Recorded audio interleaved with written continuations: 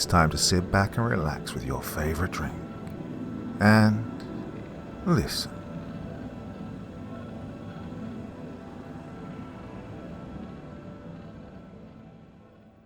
We were warned that the land beneath our new home had learned to hate. We should have run when we had the chance. By Santiagodelmar.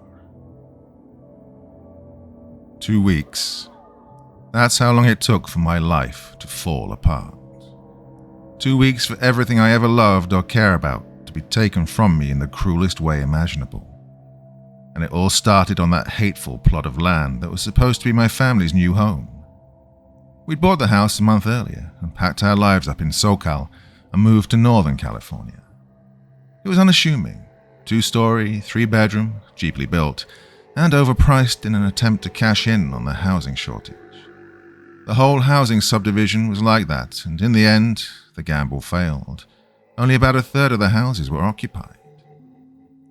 We arrived in the early morning. Spring had just reared its head and showers still peppered the land. This particular morning, a light drizzle had been falling for a few hours. On a front lawn, staring directly at us as we pulled in, was a kid, crying. Even through the rain, I could see from the way his shoulders and chest shuddered. There was a woman standing a few feet away, staring at the boy.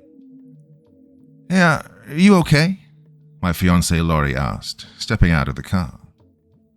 The boy, who couldn't have been older than 17, nodded slightly and walked away, pausing halfway down the street to look back and shake his head. The woman, in her 60s, walked up as she strode out of sight and spoke to us. "Well, he's crying for you," she said.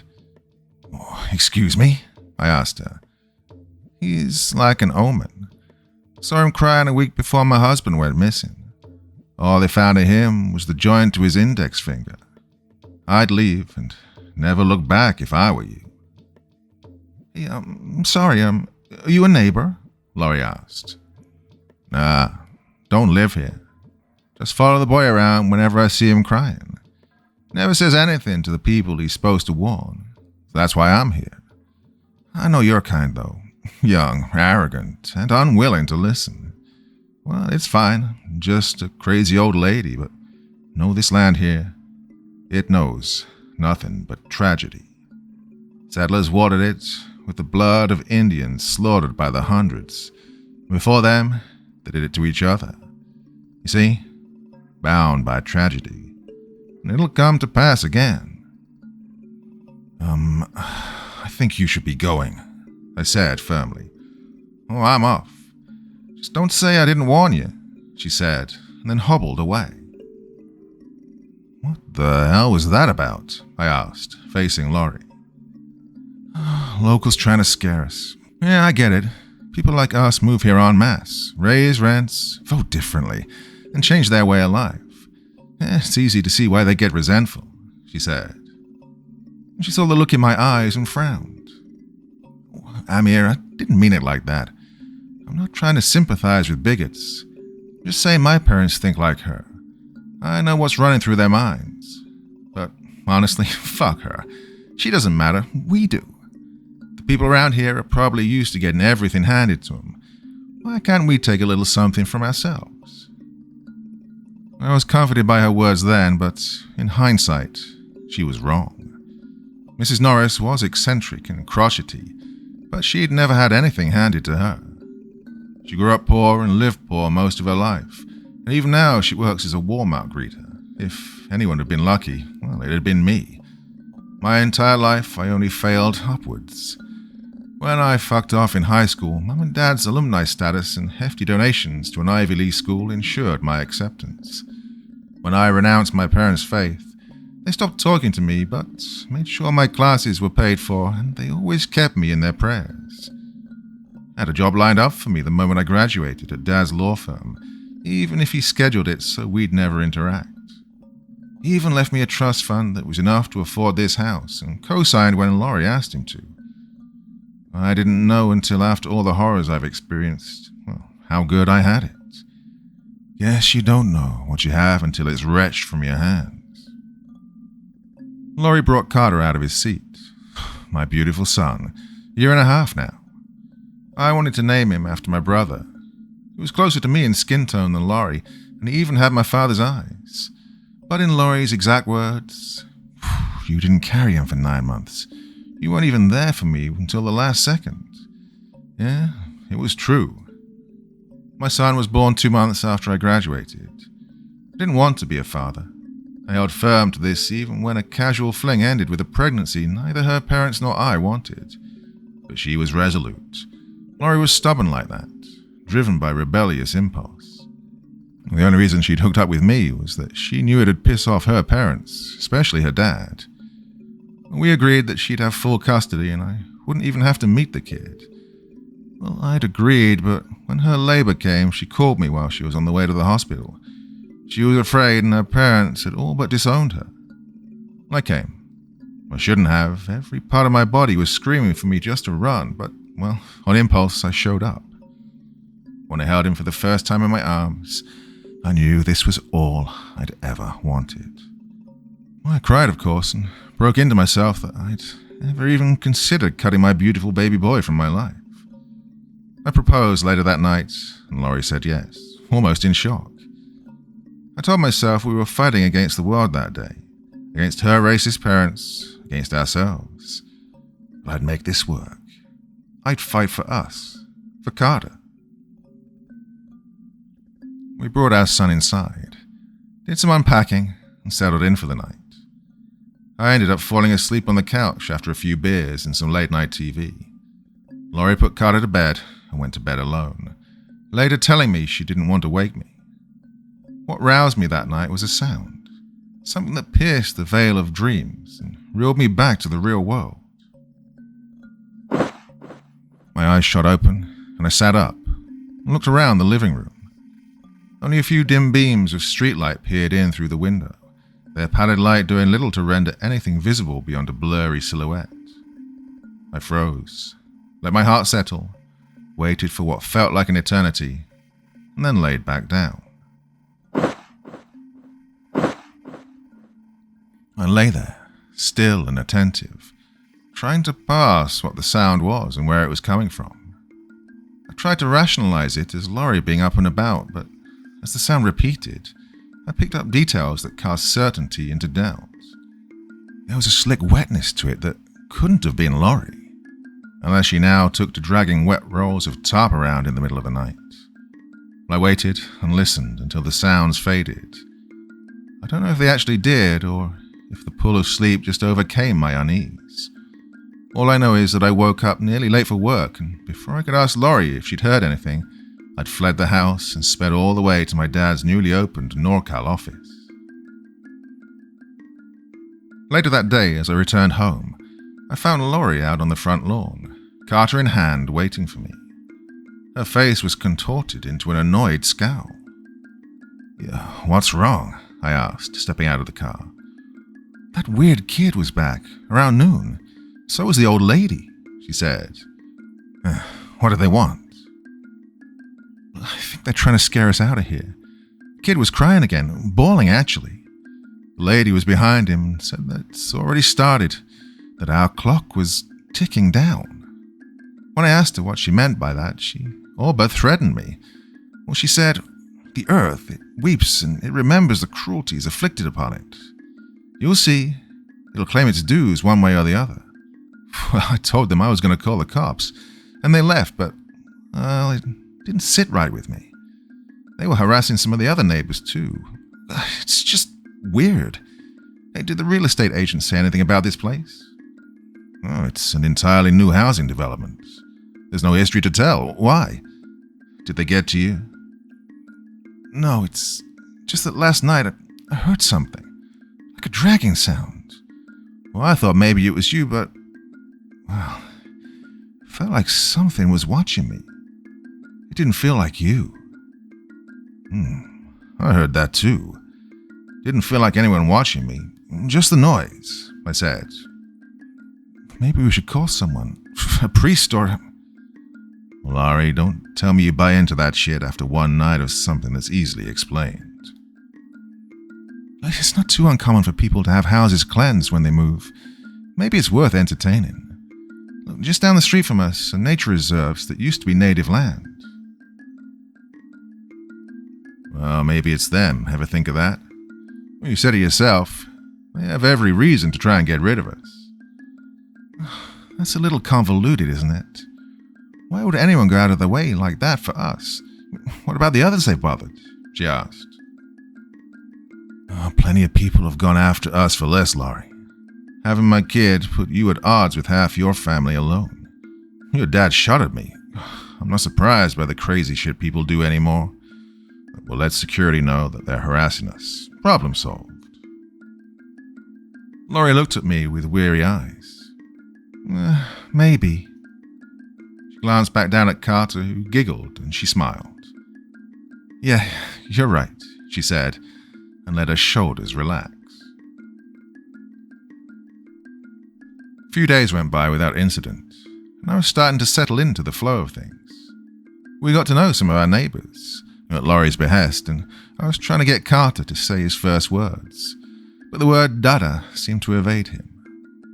Laurie was still in a bit of a funk. She got it often enough that I talked about therapy, though she always evaded the topic. She dropped out of college, was disowned by her parents, and got engaged to the man responsible for her fall from grace on a whim. I caught her crying half a dozen times since she'd given birth. We hadn't had sex more than a few times since she gave birth, and I could tell she wanted to be more than a housewife, and I know we needed the extra income. When I brought up that I was being groomed for a promotion, her eyes lit up. Oh, I think we'll be able to afford childcare. It would be nice to have some time to work, maybe even finish my degree. Well, it's in the realm of possibility. You're still dreaming of being a nurse? I said, smiling. Well, I could change to accounting so I can annoy the hell out of you at work, she said with a laugh. All seemed to be right in the world. Nowhere to go but up. We put Carter to bed in his room, and Laurie and I settled into our bed for the night. I rolled over onto her side, pressed against her, and said, Let's make a brother for Carter. Laurie looked at me stunned at first, before her face slacked into a grin. You think you can decide that? She asked. Well, we can try. What if I want a girl? We can try for a girl after we give Carter a brother. Well, think about it. Boys need other boys their age, and our daughter gets 2 older brothers to protect her. Well, you make a compelling argument, she said, and moved to straddle me. We broke out into a wrestling match, disrobing one another with every hold and shift of motion. Laurie was halfway through pulling my boxes down when the sound of glass shattering froze us both in place. Seconds ticked by as my muscles tensed in anticipation. Another explosion of glass made the both of us flinch, and Carter awakened with a snort and then a wail. Go, I said to Laurie, and she launched herself to Carter's room. I pulled my boxes up as I made my way downstairs. I snagged the bedside bat as another series of glass-shattering staccatos rang out through the house. What the fuck? Laurie shouted as I ran past, bat held so tightly in my hands my knuckles paled. In my anger and haste, I sprinted into the kitchen without thinking. As I flicked on the lights, I stepped on a shard of glass. Oh, fuck, I yelled as I bit into my flesh. I looked around at the sight before me, blood pooling steadily around my foot. Nothing but a cabinet and a half a dozen glass cups shattered across the floor. I set the bat down on the counter and pried the sizable glass shard from my foot. I didn't have time to dress it. A scream ran out from upstairs. Amir! Amir! Laurie called, and I sprang up. I ran towards them, leaving bloody footprints on the hardwood and carpeted stairs. I was yelling at myself internally. Whatever was doing this had succeeded in separating us. As I reached the hallway, it dawned on me that I'd left the bat on the counter. Though my stomach tied itself into knots at the realization that I'd have to face whatever it was in the room unarmed, nearly naked and bleeding, I did not slow or relent. I flung myself through the open door, wild-eyed and ready to fight.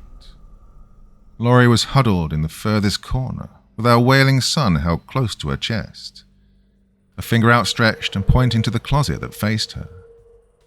My eyes flicked to where she pointed in the swirling darkness of the open closet door. For the briefest of moments, I thought I saw movement. Muscles tensed and I raised my fists, but the apparition was dispelled the second I focused in on it. Already rationalizations formed within me, and adrenaline-fueled delusion was the one I clung to. What did you see? I asked Laurie as she tried to soothe Carter. I don't know, but there was something here. It was in the closet. It was staring at us, she said, and gazed down at the blood seeping into the carpet. What happened downstairs? She asked. A cupboard was open and glasses fell out. Amir, that doesn't just happen. We can't stay here anymore. What do you propose we do? Go to a hotel, put the house on the market, and hope that we scrounge enough to find somewhere else? Why not?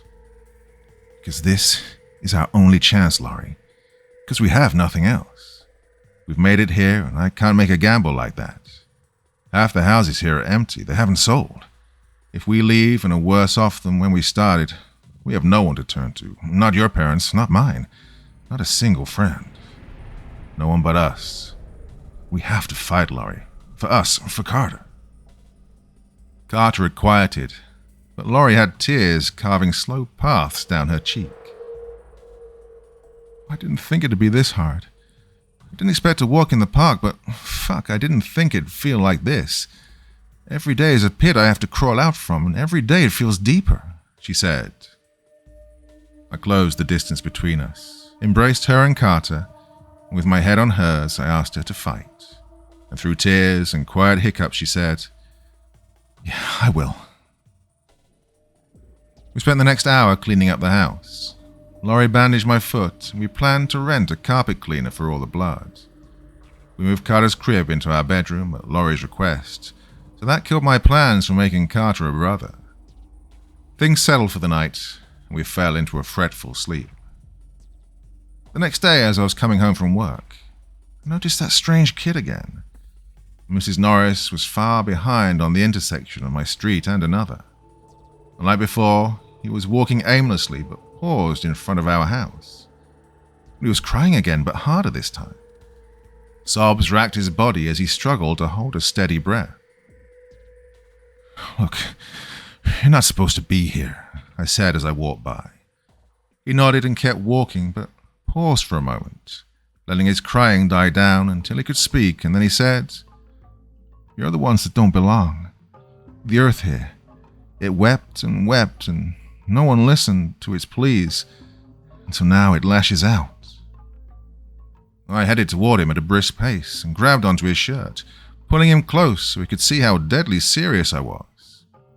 Are you threatening me and my family? He met my gaze. There was nothing in his eyes, no provocation, but he was crying again. A smile split his face and his unsettlingly perfect teeth bared. He looked back into my eyes and said, It'll end in screams. He shook his head and cried until I was disturbed enough to let him go. He started walking away from me again, almost limping now, and I regretted not slugging him when I had a chance. Now I had to deal with the hobbling hag, Mrs. Norris. Henry, a neighbor I recognized from 3 doors down, was turning away from her. His walk was tense, and he retreated back to his house. The old woman locked eyes with me and approached to speak. I let out a sigh as she closed the distance. Since you're too much of a fool to heed a warning from those who know better, let me give you a word of advice. Offer yourself in their place. Take your blood, slather it on your door, offer your life. You'll spend every waking moment of your life in regret if you don't, she said. What biblical bullshit are you on about? I won't buy into your madness. My husband and I were planning on starting a family before I took him. I haven't moved forward a day since the day I lost him. Now 17 years ago. That boy hasn't aged a day since. He knew. Like an angel of death, he knew it would come for me. Took my future, and I spent every moment I can trying to warn others of what happens when the earth learns to hate, but every single last one of you has been so stubborn. I haven't saved a single one. Maybe that's another aspect of its malice. But God, if I don't try, then this whole neighborhood will collapse under the weight of its own hubris. Look, please. Look, lady, you're obviously struggling with something. I feel for you, but I won't let you project your delusions onto me and my family. I hope you can get the help you need, but look, stay the fuck away from us. She looked at me, dejected. She turned away from me and hobbled off and said, "Fine," in such a hoarse and airy whisper, I almost thought it was a phantom. As she rounded a corner and escaped my glare, I felt a sting of dull pain throb through my foot. My wound had reopened, and fresh blood flowed and seeped into my shoes and the earth. "How was work?" Laurie asked over dinner once we'd settled in. "Fine. Beulah's talk of promotions is all but dried up, though. I'm sure it'll come up again. You're a hard worker." "Let's hope my dad's not in his ear. What about you? How was your day?" I asked. "Fine. Spent it at the park. We went for lunch, and we've just been out and about, seeing the town." "You're afraid to be here alone." "Why wouldn't I be? Something was staring at me and Carter. It wanted to hurt us. I'm not comfortable here alone. Maybe Mrs. Norris was right." I set down my fork and looked at her. Her face was unreadable, but she wouldn't have said anything unless she was mad at me. "Laurie, can we not... I'm sorry I wasn't around. I would have loved to spend the day with you and Carter. I'll look into affordable daycare, and you can start looking for a job so you can get some time out of the house. I'm sure things will settle in a bit and we'll all be better off." Her hand slid over on top of mine and she spoke. "I'd like that. And I'm sorry, I shouldn't have been so standoffish. I've been stressed, you've been stressed. It's all been one big ball of stress since we moved in. I'm sure you're right. We'll be fine in the end." Her hand tightened around mine, and I maneuvered around so that I could interlace her fingers with mine. Wordlessly, we ate dinner, put Carter to sleep, and made love in the next room. When we finished, we lay down to sleep, and in the moments before I faded into dreams, I thought that, despite it all, I truly was a lucky man. My eyes flung open as I jolted awake. My heart raced as my eyes darted around the room, scanning for movement. Oh God, why tonight of all nights? I couldn't help but mutter under my breath. Only a pale beam of moonlight streamed in through a parted curtain, a silver sliver cleaving through the dark of the room. Nothing. It had been nothing, I tried to tell myself. The sound was closer than I'd ever heard it. I even picked up small details. An organic squelch, wetness, a small raspy moan. It was in the room with us. It was moving closer. I sat up, causing Laurie to stir. My hand reached for the bat by the nightstand, and at the same moment, the desiccated arm reached through from the darkness and planted itself firmly in the beam of the moonlight. Its hands rested upon what I now realized was a bloody, pulpy mess. I brought the bat to my chest and watched in horror as it dragged itself into view. A bone-white and withered naked woman, her eye sockets empty and void black. She strained and flexed as she scraped her crotch along the floor, leaving bits of skin and sinew all the while making that damned shh. And her hand came down with force. She turned to face me, wiry white hair parting so I could see her lipless grin. She turned away and continued to drag herself across the floor, deepening the gash. How long had she been at it before I awoke?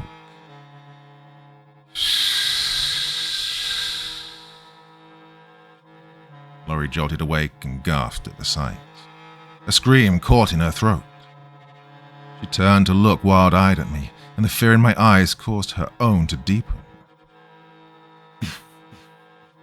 The woman was in the veil of darkness once more, but through it we could still see her silhouette and burning grin.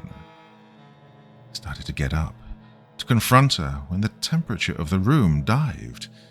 In a split second, my heavy breath was visible in quick bursts of white vapor. A crack reverberated through the house, and the long gash on our floor split open. The dimensions of the floor warped as a giant, pock-marked skull crowned. It must have been as big as our bed, and it kept pushing and jerking until finally it broke free. A giant head from the neck up was staring at us. Mummified skin yellowed like ancient papyrus. Its visage was harsh, angular and skeletal. Holes and lines rimmed with blackened flesh scarred every inch of its skin. Slowly and methodically, a giant hand slid out from the gash, inching towards Carter's crib. Slow, lurid movements as the hand snaked across the air and into the crib. My body was a cage, and from it I screamed with all my might, and yet it made no sound as the ragged, fleshy fingers curled around Carter and hoisted him up. Laurie screamed, Carter wailed, and something clicked into place. An ancient instinct, a righteous gene. I slid the covers off and held the bat out. Oh, I'd fight, I had no other choice. The hand paused and the head's attention shifted to me, and it blossomed. Every hole in its skin was now filled with the hateful glare of an eye, hundreds of them. Every line split open, and a black tooth smiled, grinned. With its whole being, this thing was grinning at me. I understood it then, the depth of its rage. It all unfurled and wrapped around me and sank its blackened teeth into all the bravado and fatherly instinct within me, till it shattered. It hated me. Laurie, Carter, us.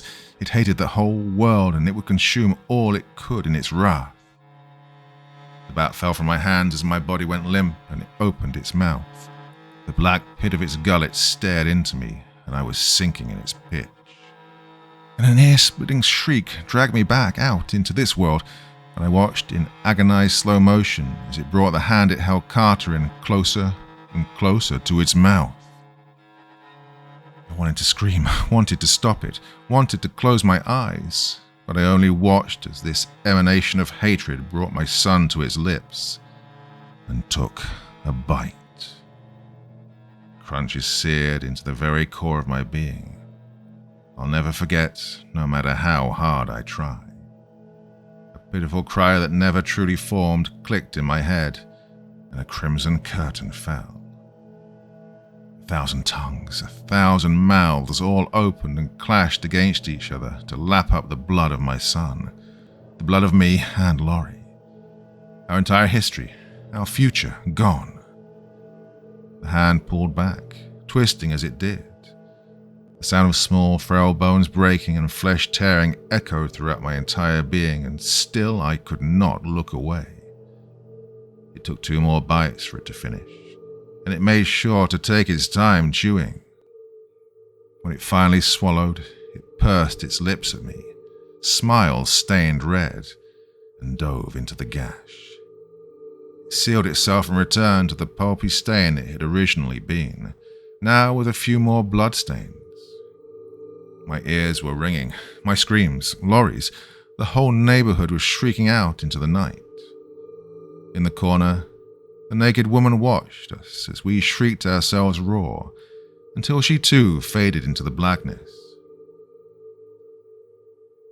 Dawn came a few hours later, but night had been lit by the blues and reds of police cars. I saw that strange kid amongst the crowd of people. He wasn't crying anymore. His eyes were empty and solemn, but the grin he'd flashed me the day before was still carved into his visage. Mrs. Norris was at his side. Our eyes locked, and an understanding was shared between us. She shook her head, wiped a tear from her eye, and turned to leave. Everyone had lost someone that night. Coraline, a widow, was never found. Only an empty house and a bloodstain. Joshua, a single father, awoke to his daughter's room empty except for the fading silhouette of a woman hidden within a dark corner. Henry only ever had himself and his dog. All that was left of the chocolate lab was the bisected lower half. There are other tales and losses too painful to hear, but no one escaped the wrath of that angel of death, a resentful plot of land, or maybe some unknown Jews finally being paid. I couldn't answer the police's questions, and they couldn't answer ours. Not even the local news stations would hear our pleas. Maybe there was some higher power at play, trying to cover up the event, the calamity that shattered the lives of dozens. Maybe the truth will come out one day, or maybe this has happened before and they've perfected the methods of covering it up. If there's a consequence in store for my account, I'll be dead before I ever face it. Well, that fateful night was 3 days ago. I haven't gone to work since or even talked to Laurie. Catatonic, my mind regressed into a shell of itself because what else could I have done? Yesterday, I walked in on Laurie, lifeless. She downed all the bottles of medication she could find. I thought I'd had nothing left to lose, but then I saw her, and that shell broke, and I collapsed into myself more than I ever knew I could. I think I'll be following after her and Carter before the day is done. I was never a religious man. It's why my father disowned me. But now I pray that they're out there, in a better place, and that they're waiting for me and we won't have to fight anymore. My father once told me that children are your legacy, your future, and so to be fruitful. Think about how much we've taken from the earth and how much suffering it's witnessed, how much blood has been spilled on it, how long it must have spent beneath our shadow weeping, praying for it to end. With enough time and tragedy, even the brightest of hearts warp and twist into something else. Maybe you can only take from someone so much before it takes back. It took everything from me. I don't know how far this spreads, where and if it'll strike again. All I know is that the very earth we tread and live on can grow to hate us. And maybe for you, it already does.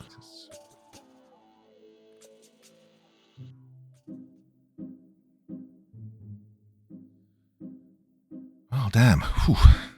Quite philosophical, that one. Maybe a bit of allegory on the way we're treating the earth and how it will ultimately have its revenge on us if we keep doing what we're doing.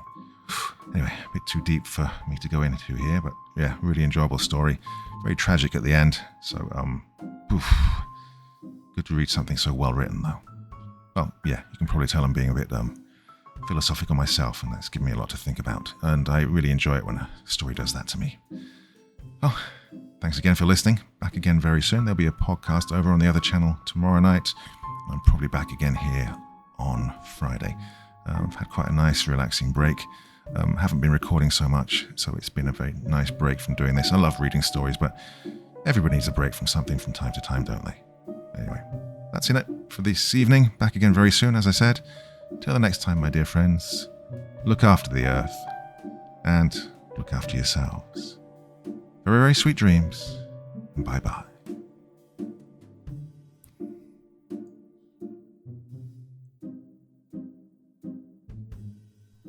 Thank you so much for taking the time to listen to this story today. It really means a lot to me and to the author of the story, of course. Well, if you want to know more about me, I'm pretty much everywhere on social media. You can find me on Facebook, Twitter, Instagram. You can download my music on SoundCloud. I've got a Patreon if you feel like. Throw me $1 or $2. Very much appreciated. And of course, on Reddit, I have a place where you can leave stories if you want me to read one that you've written. Well, hoping to see you all again very soon. Till then, sweet dreams, and bye-bye.